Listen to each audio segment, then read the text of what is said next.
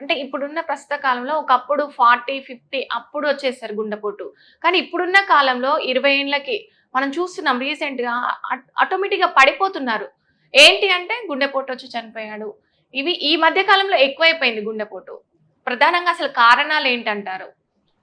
అంటే శరీరానికి అలసిపోయేంత వ్యాయామం లేదు, పని లేదు. ఫస్ట్ పని.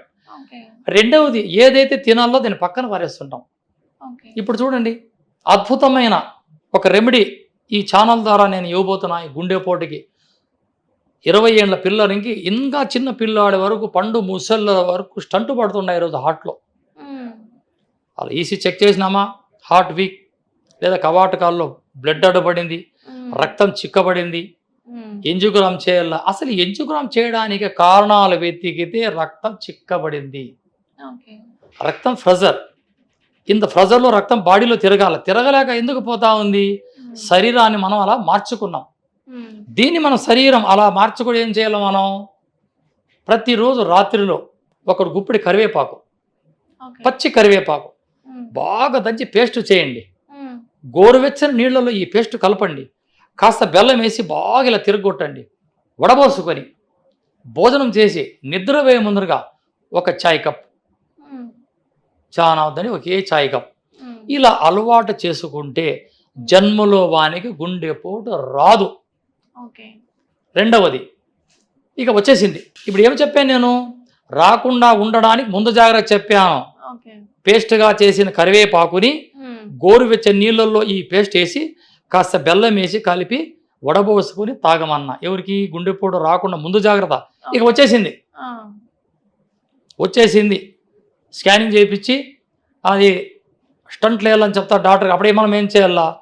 ఒక పిటికుడు కరివేపాకు బాగా మెత్తగా నూరండి, ఒక నిమ్మకాయ సైజ్ అంత పేస్ట్ అలా గోరువెచ్చని నీళ్ళు కలుపుకొని కొద్ది కొద్ది తాగడం మొదలు పెట్టామా, తాగిన తర్వాత 5 నిమిషాలు తేపు వచ్చేస్తుంది మనకి అని.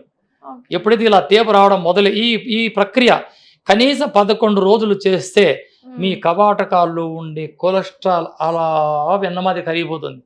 ఇది నా అనుభవం, చాలా మందికి ఇచ్చా. ఈ విద్యని మా గురువు ద్వారా నాకు సంక్రమించింది. ఆయన ఆశీర్వాదం వల్ల ఎంతో మందికి నేను చెప్పాను. అందరూ సక్సెస్సే, ప్రతి ఒక్కరూ సక్సెస్సే.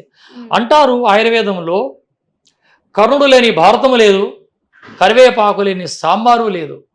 ఈ వంటల్లో మహోన్నత స్థానాన్ని ఆక్రమించుకుంది కరివేపాకు. దీన్ని కూరలో తీసి పక్కన పెట్టకుండా ఆహారంతో పాటు ఈ కరివేపాకు తినడం అలవాటు చేసుకుంటే ఈ సమస్యలు ఉండవు. రెండవది, ఇళ్లలో కరివేపాకు పుళ్ళని, కరివేపాకు సాంబార్లని, కరివేపాకు స్వీట్లని ఏటేటో చేసుకుని తింటుంటారు. ఎట్లా చేసుకున్న ఈ కరివేపాకుని మీ శరీరంలోకి స్వాగతం పలికారా, ఈ అనవసరమైన రోగాలకి మీరు బయటపడతారమ్మా. ఇది నా అనుభవం. ఓకే. ఇప్పుడు ప్రధానంగా చూసుకుంటే కరోనా తర్వాత వ్యాక్సిన్ వేసుకోవడం వల్ల ఈ హార్ట్ అటాకులు ఎక్కువైతున్నాయి అనే టాక్ అయితే వస్తుంది సార్. ప్రజల్లో నార్మల్ పీపుల్ అందరూ అదే మాట్లాడుకుంటున్నారు. మీరు దానికి మీరేమంటారు? అసలు కరివేపాకు కషాయమే, దీని మీద కషాయం లేదు కదండి, తీసుకోవచ్చు దీన్ని. అంటే వ్యాక్సిన్ వల్ల వచ్చింది ఇది అని అంటున్నారు. వ్యాక్సిన్ వల్ల గుండెపోటు రాలేదమ్మా. నా 40 ఏళ్ళ అనుభవంగా ఈ 4 సంవత్సరాలుగా నాకు వచ్చిన పేషెంట్ల నుంచి ఈ వ్యాక్సిన్ వల్ల పురుషుల్లో మగతనం కోల్పోతున్నారు, మధుమేహం మొదలవుతుంది. 2, 1 మగతనం కోల్పోవడమా, రెండవది మధుమేహం రావడమా, ఇది 2 జరుగుతుండే.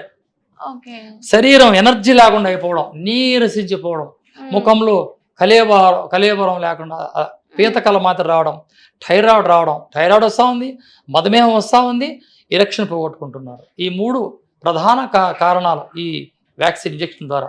నాకు చాలా మంది వచ్చారు. నేను అందరూ ఒకటే, నేనేం మందు ఇవ్వను, ఇలా రెమెడీ చేసుకోపోండి. ఒక్కరికైతే మంది ఇవ్వగలను, రోజు 10 మంది వస్తే ఎలా ఇవ్వగలను? ఒక రెమెడీ రాసి స్లిప్ ఇచ్చేస్తా. అలా చేసుకుంటూ చాలా మంది ఆరోగ్యంతో సొంతం చేసుకొని ఎంతో మంది నాకు శుభాకాంక్షలు తెలియజేస్తున్నారమ్మా. అద్భుతమైన రెమెడీ ఇది. ఇంట్లో దొరికేవి కాబట్టి మనం చేసుకొని మన ఇంట్లోనే కదా, వంటిల్లో వైద్యశాల అది చేసుకోలేక బాధపడతా ఉండేది మనం. వెరీ సింపుల్, అది చేసుకోవచ్చు.